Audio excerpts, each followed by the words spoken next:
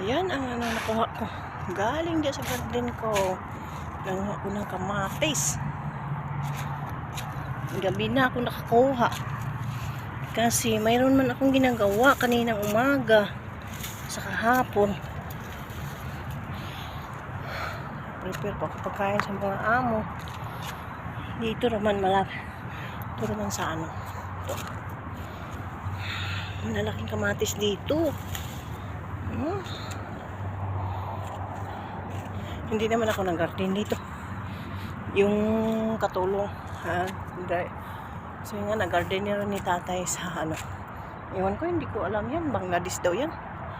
Yan ang bahay namin. Yan ang bahay namin. Yan ang bahay ng pinsan ni tatay.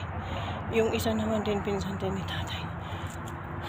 Dito, ito naman yung laging pinupuntahan sa mga lalaki. Hindi kami pwede dyan pumunta.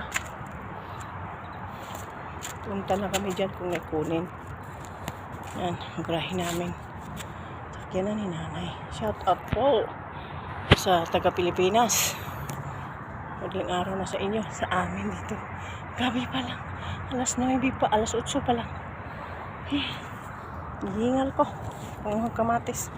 Kamatis at saka talong. Kamatay kayong talong. Parang itlog.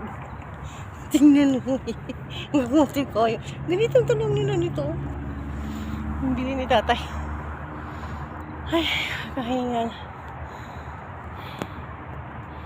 Diyos ko, nakakapagod. Pagod na pagod ako. Nguha lang na nga. Napagod din. Yung bulak nila dito. Bulak ng tatay. Yan. Bulak sa tanda. Yan ang bulak niya. Tuwing taglamig lang sila dito. Tanim mo bulak at saka yung garden. Kamatis as nakatalong.